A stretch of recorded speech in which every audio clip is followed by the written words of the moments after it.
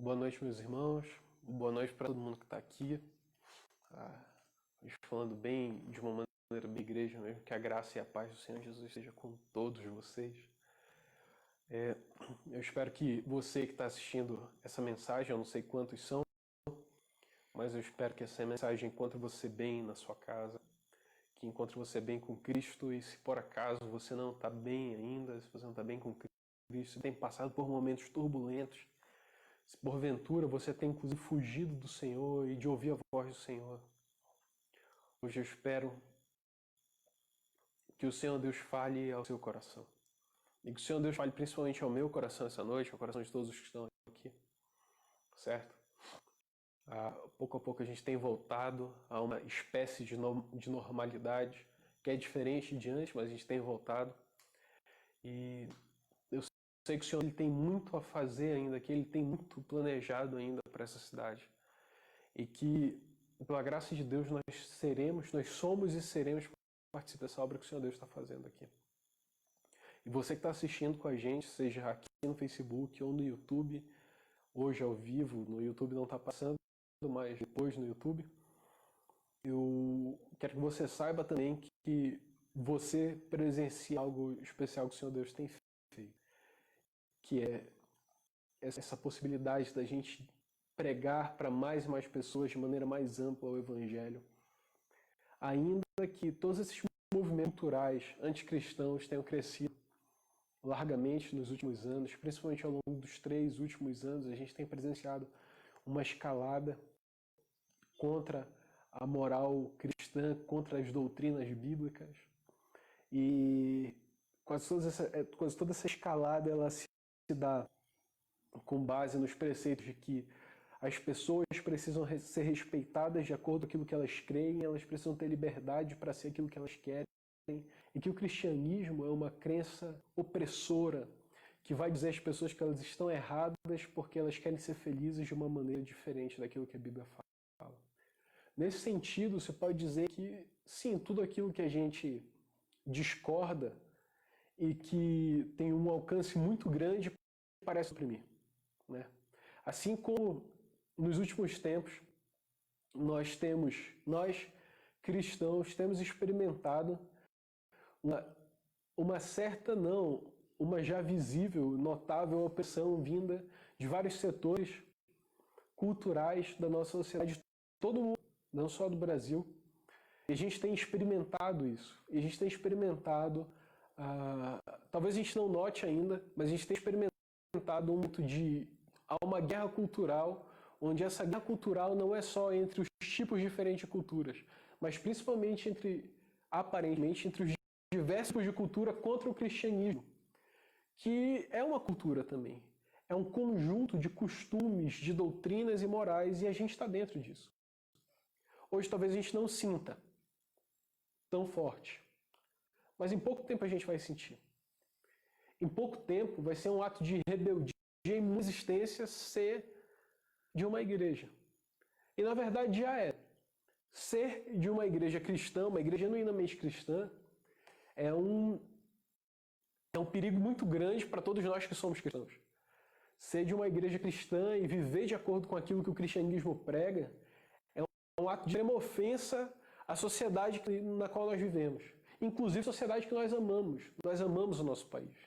Nós queremos o melhor para o nosso país. Nós vivemos aqui. Nós queremos um país justo, nós queremos um país seguro, nós queremos uma boa economia, nós queremos viver em paz. E lembrando que nós, que somos protestantes, os evangélicos, nós lutamos para que as pessoas tivessem liberdade de expressão. Se tem alguém que tem lutado por liberdade durante as últimas décadas e séculos, tem sido nós, cristãos, protestantes. Nós temos lutado por isso, para que nós tenhamos o direito de falar e que as outras pessoas também tenham o direito de falar. E que, claro, a gente não quer que ninguém seja maligno a ponto de matar os outros, ou ofender os outros, ou prender os outros por coisas que, na verdade, elas cabem dentro de uma liberdade. Inclusive, nós temos liberdade de fazermos o que quisermos, né? E, inclusive, de ofender a lei. Quem ofender a lei vai ter que lidar com o rigor da espada do Estado. Mas nós não estimulamos esse tipo de rebeldia. Nós não estimulamos o tipo de dia na qual vai haver arruaça ou anarquia nas nossas sociedades. Pelo contrário, nós somos um povo extremamente ordeiro e nós temos lutado por isso. Então, se você ver essa transmissão, e se você tem acompanhado a gente, tem acompanhado como tem tido às vezes altos e baixos no número de espectadores, tem acompanhado como que a gente tem crescido pouco a pouco no YouTube, como as pessoas têm conhecido da gente, e como que o Senhor Deus tem levantado um povo aqui na cidade de Videira. Que para muitos dos que acompanham o trabalho, há algum tempo não sabiam nem que existia essa cidade. E é uma boa cidade, para ver uma boa região para viver. Tem gente aqui de todo lugar, né? Mas predominantemente pessoa que mora aqui em Videira. Então, se você tem acompanhado isso, peço que você ore por nós, ore por esse trabalho. Ore para que o Senhor Deus nos dê coragem, para que a gente avance, a gente pregue o Evangelho, que a gente conquiste mais almas. E que a gente seja fiel com a Sagradas Escrituras, a gente seja fiel para com o nosso Deus. Você também fique firme onde você está quando você ouvir essa mensagem. Não desista de viver pelo Evangelho.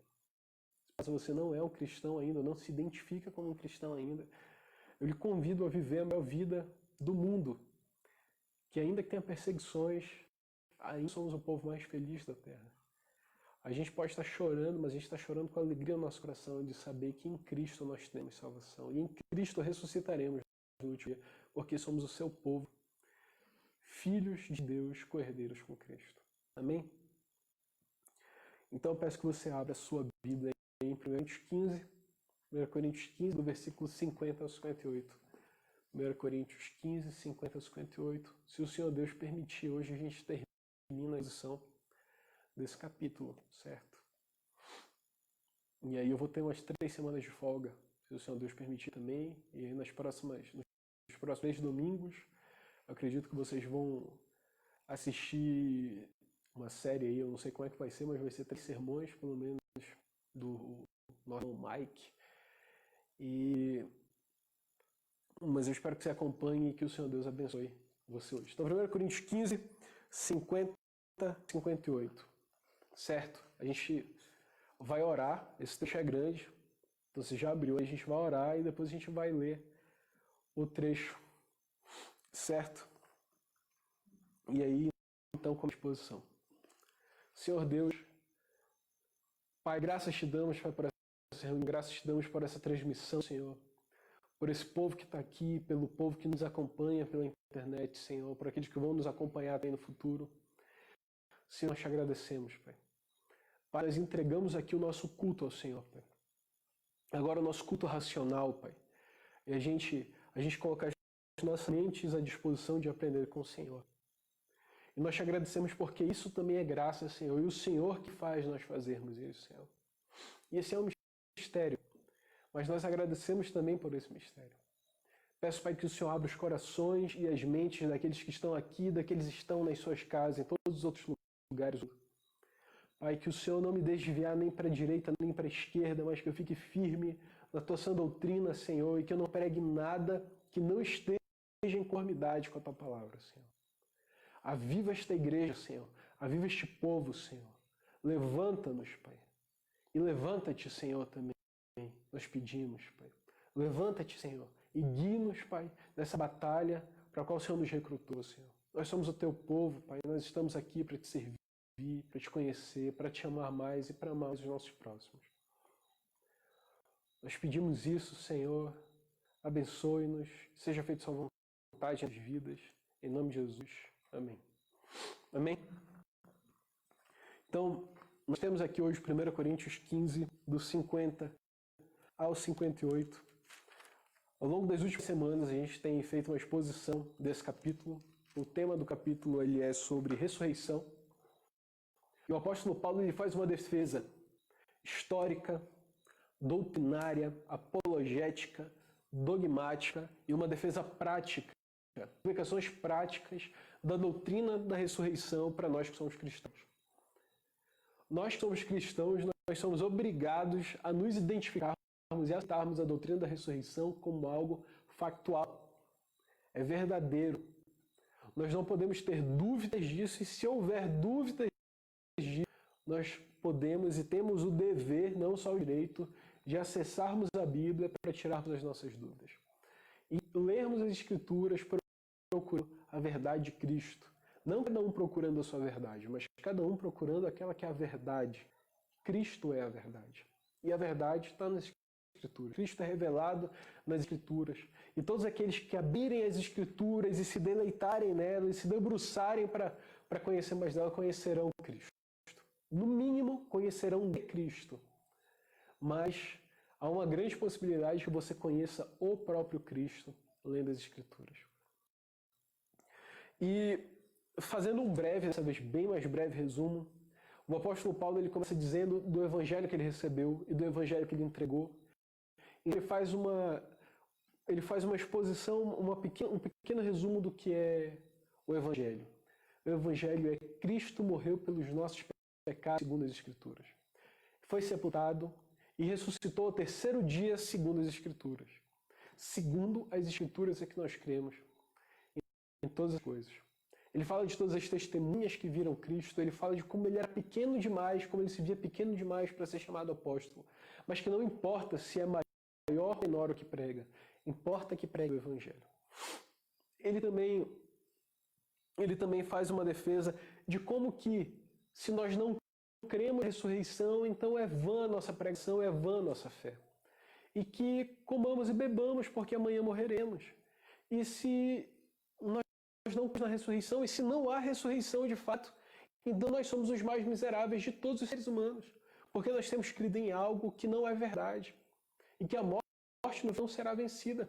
E se a morte não for vencida, tudo que fizemos foi apenas uma grande perda de tempo, uma mega maníaca perda de tempo, se não há ressurreição.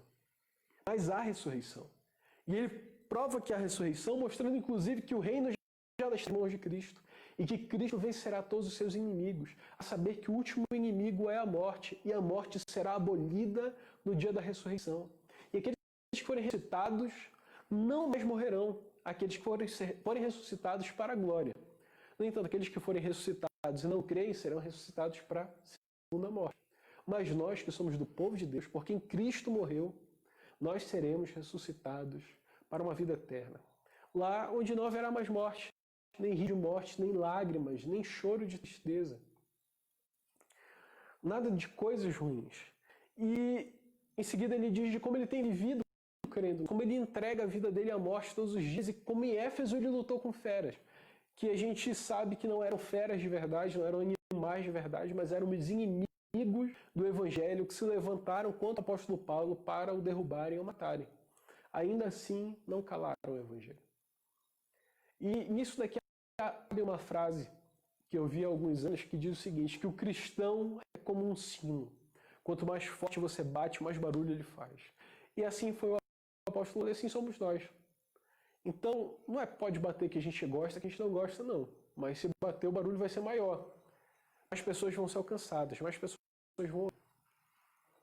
E, em seguida, ele responde àqueles que dizem sarcasticamente, ironicamente, então, os que ressuscitam, como que eles ressuscitam? Que corpo que eles vão ter? O apóstolo Paulo, do versículo 35 para frente, ele explica que, assim como Cristo, quando teve seu corpo glorificado, nós também teremos o nosso corpo glorificado. E nós ressuscitaremos miraculosamente pelo poder de Deus. A gente não precisa de um meio natural para explicar a ressurreição. A ressurreição ela é sobrenatural. Chegando então ao versículo 50, do 50 ao 58, que é a nossa exposição de hoje. E o apóstolo Paulo diz assim, isto afirmo, irmãos, que a carne e o sangue não podem herdar o reino de Deus, nem a corrupção herdar a incorrupção. Eis que vos digo um mistério. Nem todos dormiremos, mas transformados seremos todos, num momento, num abrir e fechar de olhos, ao ressoar da última trombeta. A trombeta soará, os mortos ressuscitarão incorruptíveis e nós seremos transformados. Porque é necessário que este corpo corruptível se revista da incorruptibilidade e que o corpo mortal se revista da imortalidade. E quando este corpo corruptível se revestir de incorruptibilidade e o que é mortal se revestir de imortalidade, então se cumprirá a palavra que está escrita. Trada foi a morte pela vitória. Onde está a morte, a tua vitória? Onde está a morte, o teu aguilhão?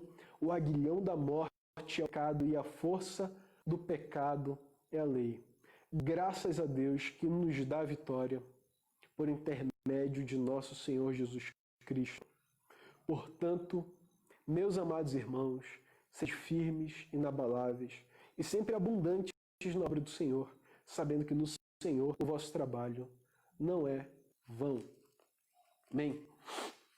Então, nesse último trecho, o apóstolo Paulo ele faz uma apologia quase que heróica, pode-se dizer uma apologia heróica, na verdade, da ressurreição. Ele termina num tom assim retumbante, vivaz. Ele começa no versículo 50. Isto afirma, irmãos, que a carne e o sangue não podem herdar o reino de Deus, nem a corrupção herdar a incorrupção. Esse versículo aqui, que inclusive, ele se encaixa também no sermão passado, no trecho passado.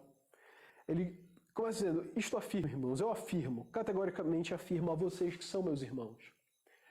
Mesmo que eles estivessem desviando da sã doutrina e tendo dúvidas sobre a ressurreição, e nutrindo, uma má doutrina, uma heresia no meio deles, o apóstolo Paulo sabia que valia lutar por eles, que eles não estavam perdidos e que eles eram irmãos. Então ele fala, isto afirma, irmãos, a carne e o sangue não podem herdar o reino de Deus. A carne e o sangue, na maioria das vezes, se refere à humanidade. Nós somos carne e sangue. Nesse caso, ele está indo a esse corpo corrompido que nós temos, que é o corpo herdeiro da queda, do primeiro Adão, de quem nós também somos filhos. E em Cristo, nós somos filhos do segundo Adão, herdeiros com o segundo Adão, que é Cristo. Mas, humanamente, naturalmente falando, nós somos herdeiros do primeiro Adão também. Todos os homens são herdeiros do primeiro Adão, que é Adão, e todos os filhos de Deus são herdeiros do segundo Adão. Somente os convertidos, os salvos, os eleitos, são herdeiros do segundo Adão, que é Cristo. E ele fala que esse corpo corrompido, do jeito que está, ele não pode herdar o reino de Deus. Ainda que nós já sejamos herdeiros do reino de Deus, nós ainda não recebemos esse reino e não adentramos esse reino plenamente. É como se nós estivéssemos com um ticket dele, um ticket que estivesse gravado no nosso coração, no nosso espírito, e que ninguém pudesse tirar esse ticket da gente. Não dá para rasgar.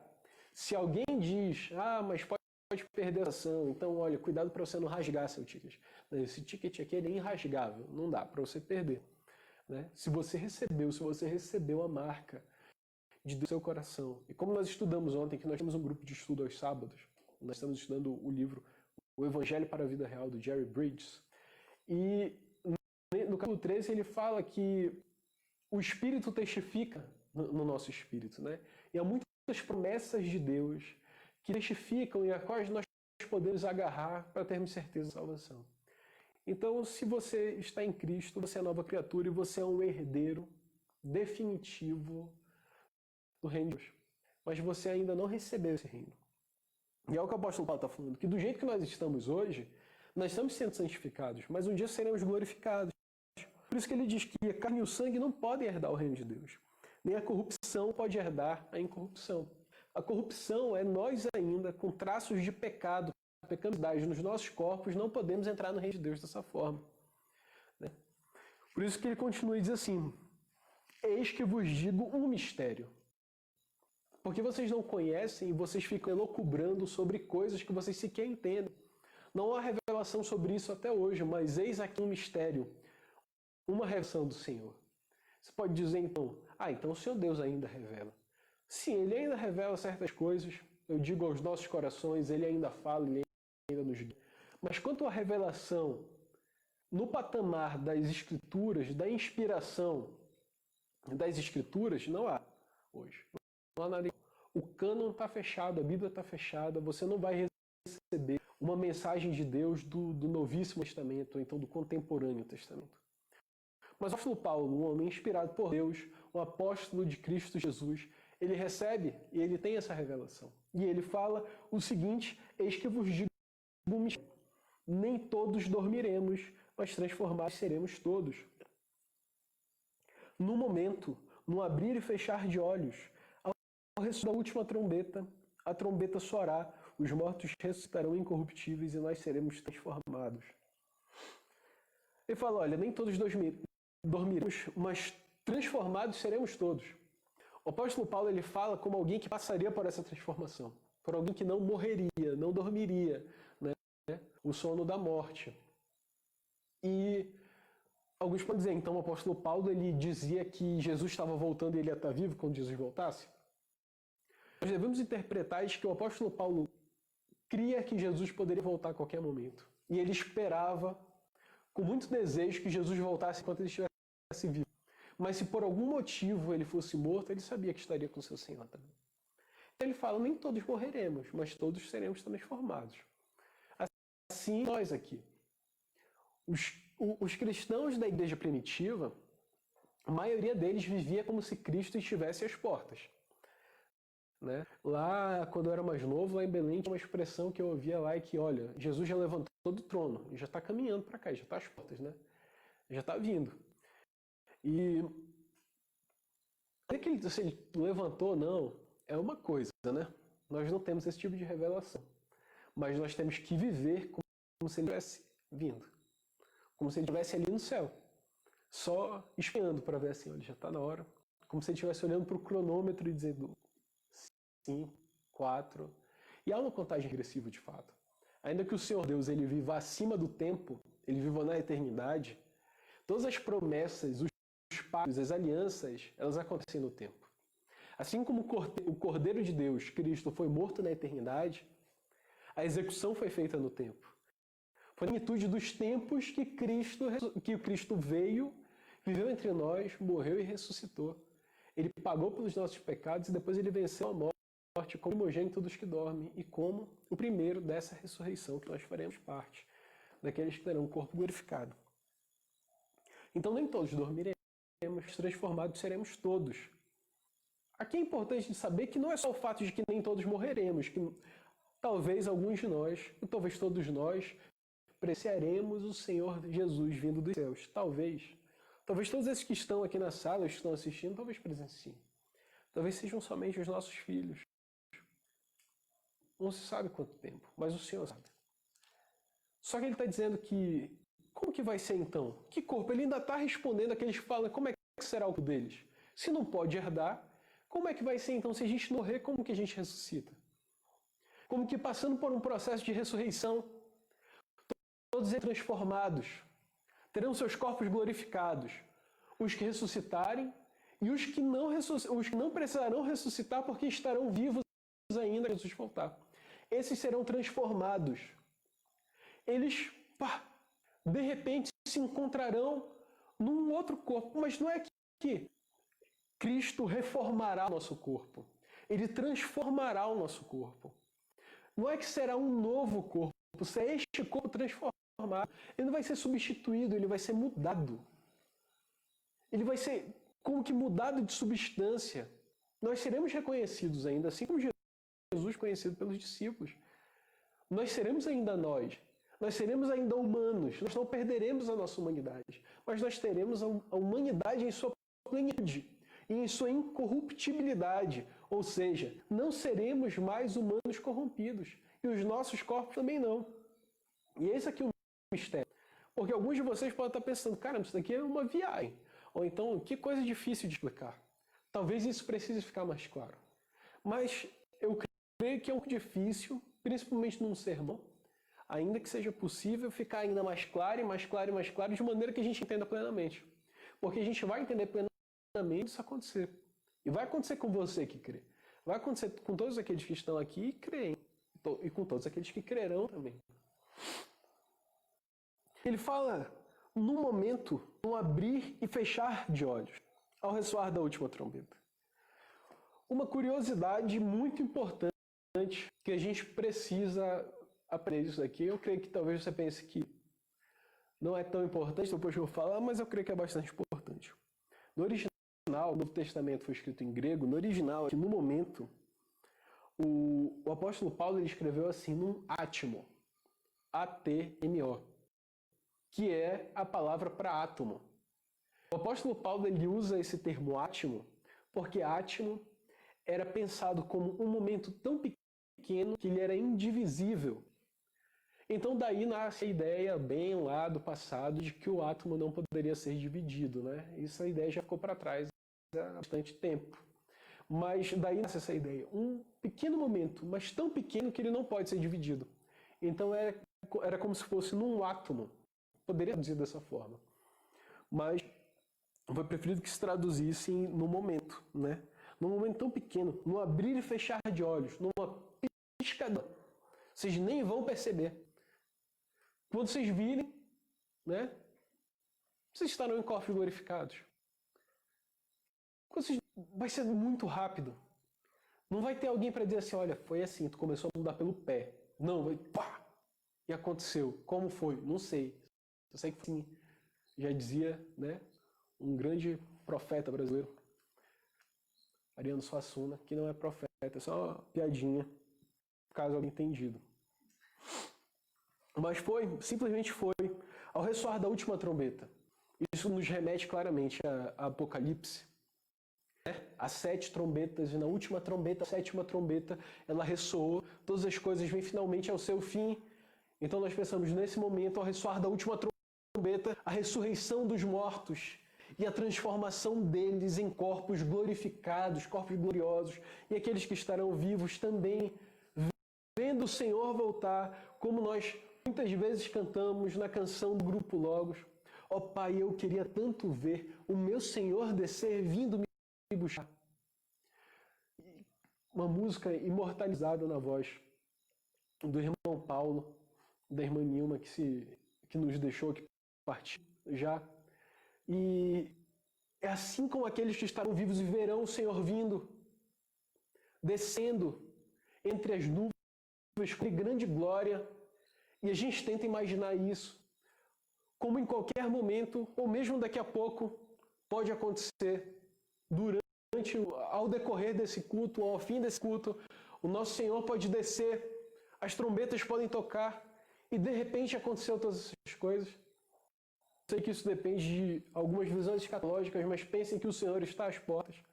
E quando isso acontecer, aqueles que verão o Senhor vir, eles serão formados, e já não ainda que eles sejam os mesmos, eles já não serão os mesmos, eles já não serão da mesma forma, e serão verificados, e eles poderão herdar o reino de Deus que vem. E o reino de Deus virá. E ainda que o reino de Deus venha, já prometido, lembrem-se de orar sempre pela vida do reino, como o Senhor Jesus nos ensina. Pai nosso que estás no céu, santificado seja o teu nome, venha a nós o teu reino. E nós oramos pela vinda do reino. E oramos para que, quando aquelas taças, aqueles incensários se encherem diante do Senhor, o anjo virará aquela taça e o reino virá. Então nós veremos o nosso Senhor vir, seremos transformados. E se já estivermos mortos, viremos bem junto com o nosso Senhor. Seremos ressuscitados por Ele e do pó, das cinzas, seja daquilo que tivesse transformado os nossos corpos, poeira cósmica, nós seremos trazidos à vida de novo e os nossos corpos glorificados. Então iremos para o reino celestial com o nosso Senhor Jesus. Ele buscará a sua igreja. Por isso, irmãos, lembrem-se, a ressurreição é fundamental, porque na ressurreição nós temos a esperança da vinda do reino, nós temos a esperança de estarmos com Cristo no reino. Porque, versículo 53, é necessário este corpo corruptível se revista da incorruptibilidade e que o corpo mortal se revista da imortalidade. Nós já não morreremos. A morte não mais baterá às nossas portas, porque nós estaremos no reino com Cristo e seremos para sempre súditos fiéis, com quem nós conviveremos e veremos com os nossos olhos. Face a face o veremos. Mas quando ele fala que esse corpo corruptível é um corpo que pode se corromper, e por que ele fala assim de um corpo incorruptível? Por que ele não fala assim de um corpo incorrompido? Porque ele não está falando de um corpo que já veio incorrompido. Ele está falando de um corpo que é impossível que venha a se corromper. Por isso que ele fala, o nosso corpo, ele não só é corrompido, como ele pode se corromper. Mas o corpo do qual nós seremos revestidos não tem chance de ser corrompido, não tem chance de cair. Por isso que ele fala um corpo incorruptível e que o corpo mortal se revista da imortalidade. Esse corpo que morre já não mais poderá morrer, porque ele será transformado, glorificado. E que, versículo 54, quando este corpo corruptível se revestir da incorruptibilidade e o que é mortal se revestir da imortalidade, então se cumprirá a palavra. E essa palavra que ele fala em seguida é algo que praticamente todo domingo eu falo aqui. Eu inverto a ordem normalmente desse trecho. Eu inverto propositalmente por gosto, mas isso não é nenhuma heresia nesse caso. Que ele fala assim, tragada foi a morte pela vitória. Muitas vezes eu inverto, perdão. Tragada foi a morte pela vitória. Onde está a morte, a tua vitória? Onde está a morte, o teu aguilhão? O aguilhão da morte é o pecado e a força do pecado é a lei. Olha só, aqui o apóstolo Paulo, ele adota, mais uma vez, o apóstolo Paulo é muito culto. E ele varia entre estilos de literatura na qual ele escreve. Às vezes ele escreve como um grego, às vezes como um romano, e às vezes como um semita, como um judeu, que é o que ele era. E aqui ele adota esse estilo semita, esse estilo judaico de escrita, que é tragada foi a morte pela vitória. Mas por que ele não fala tragada foi a morte por Deus? Perdão. Por que ele não fala isso? Porque aqui ele, como se ele escondesse de Deus e fala a vitória está em Deus. Como de uma maneira santa, sabe? Com tanta reverência ele fala tragada foi a morte pela vitória. E ele continua, onde está a morte e a tua vitória? O apóstolo Paulo mais tarde morreria. Cremos, né, com literatura extra-bíblica, que o apóstolo Paulo foi decapitado. E ele passou a morte. Mas ele passa sem medo, né? Ele sabe, eu vou ressuscitar no último dia e eu estou com meu Senhor e viver é Cristo, morrer é lucro, ainda que a morte seja o inimigo, morrer é lucro. E ele desdenha da morte. Ele olha na cara da morte e ele sorri e como quem desafia, ele diz, onde está a morte e a vitória? O mesmo homem que diz, eu sou pequeno demais para ser chamado de apóstolo, ele sabe, eu sou salvo o suficiente para encarar a morte sem medo nenhum. Onde está, ó morte, a tua vitória? Onde está, ó morte, o teu aguilhão? Para quem não sabe, aguilhão é como um ferrão. Né? Um bom exemplo do aguilhão da morte para a gente representar é o aguilhão do escorpião, né? Aquela ferroada que nem é mortífera, no maioria dos casos, né, mas causa bastante efeitos adversos. É como se fosse um escorpião e ela tivesse seu aguilhão, e ele olha assim, ele fala, onde está a morte, a tua vitória? Onde está o teu aguilhão? Ele olha nos olhos da morte e fala, o que você pode fazer contra mim hoje? A não ser me levar para junto do meu Senhor. Como que você vai me vencer? Onde está a sua vitória, ó morte? Morte, você já foi derrotada. Cristo venceu a morte. E seguro de que ele seria ressuscitado e que será ressuscitado. Ele fala isso. E ele diz, o aguilhão da morte é o pecado e a força do pecado é a lei. Trecho bastante doutrinário. Que a morte, né? Ela nos mata, ela nos fere através do pecado. O pecado injeta a morte em nós. Por isso que o aguilhão da morte é o pecado.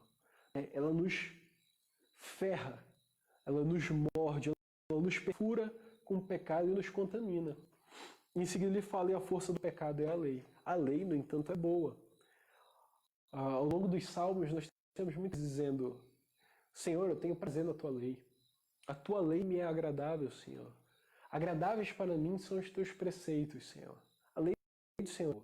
Mas a lei, ela mostra aquilo que nós temos de pior, o pecado. Porque sem lei, sem nós sabermos que estamos pecando contra Deus, como haveria pecado, então? O apóstolo Paulo mesmo, em Romanos, ele fala, aqueles que não conheceram a lei, esses vão ser julgados de acordo com a lei do seu próprio coração. Inclusive, aquilo que eles mesmos consideram que é certo, eles também quebram. Isso é uma explicação do que se diz em Romanos 1 e 2. E a lei para todos, e a lei é o que faz com que nós caiamos em pecado? Não. A lei faz com que nós conheçamos o pecado. Ela desvela o pecado nos nossos olhos. Nós queremos pecar, mas sem que alguém nos indique, sem que a lei sirva como um mestre, como um aio para nos conduzir a Cristo, nós achamos que, bem, eu posso fazer qualquer coisa. Quando, eu creio que foi Dostoiévski que falou, eu não lembro a obra agora, não sei se é Irmãos Karamazov, que ele fala, se não há Deus, então todas as coisas me são permitidas. Quando ele fala que se não há Deus, então todas as coisas me são permitidas, ele está dizendo, se não há Deus, não há regra. E se não há Deus, não há lei. E sem lei, eu posso fazer qualquer coisa. Agora vejam, nós não estamos ouvindo um teólogo falar sobre isso. Não é um teólogo que fala isso. Mas ele diz, se não há Deus, todas as coisas me são permitidas. A lei, ela mostra pra gente, olha, essas coisas são erradas. E nós vamos lá e deliberadamente atravessamos os limites da lei, que são as ofensas contra Cristo. Essas mesmas ofensas contra Deus Pai foi pelas quais o Senhor Deus entregou seu Filho Jesus e Cristo morreu pelos nossos pecados. E a salvação que Cristo conquistou nos foi aplicada pelo Espírito Santo em nossos corações. E agora temos esperança em Cristo de que com Ele seremos ressuscitados. E com Ele vencemos a morte, mas venceremos finalmente naquele último round, quando será decretada a nossa vitória. Unânime, inclusive. Sem sombra de dúvidas, nós teremos a vitória contra a morte e já estamos vencendo o pecado. E no versículo 57, o Paulo diz, graças a Deus que nos dá a vitória por intermédio de nosso Senhor Jesus Cristo, que foi o que eu acabei de dizer. É por Deus que nós temos a vitória por intermédio de nosso Jesus Cristo. E graças a Ele, porque nele nós podemos vencer. E ele termina com um incentivo. E ele diz, portanto, meus amados irmãos, sede firmes, inabaláveis e sempre abundantes na obra do Senhor, sabendo que no Senhor o vosso trabalho não é vão. Ele fala três coisas. Sejam firmes, sejam inabaláveis e sempre abundantes. Fiquem firmes no Senhor. Só a possibilidade de ficar firmes se vocês estiverem firmes no Senhor. Inabaláveis. Se vocês estiverem em Cristo, a nossa rocha, você não vai ser abalado. Ainda que tenha um terremoto, uma tempestade, você vai estar em Cristo. E você vai estar abundante na obra. E ele fala, e sempre abundantes na obra do Senhor. O que é sempre abundantes na obra do Senhor? Precisa ser explicado porque não está pedindo para você dar muitos e muitos frutos e trazer muitas e muitas almas. Mas para você trabalhar pra caramba para o Senhor, para você se esforçar para conhecer o Senhor, para você ir ao Senhor, para você orar ao Senhor. Sejam abundantes no Senhor. Dito todas essas coisas, ele precisa incentivar, ele precisa animar os irmãos. E ele diz, olha, a ressurreição é real. E que ainda que vocês passem perigos e por desânimos, não desanimem, fiquem firmes e inabaláveis no Senhor. E sejam abundantes na obra, se esforcem. Porque a graça ela é o oposto de mérito, ela é o oposto de esforço. Então a gente se esforça porque a graça superabunda em nós.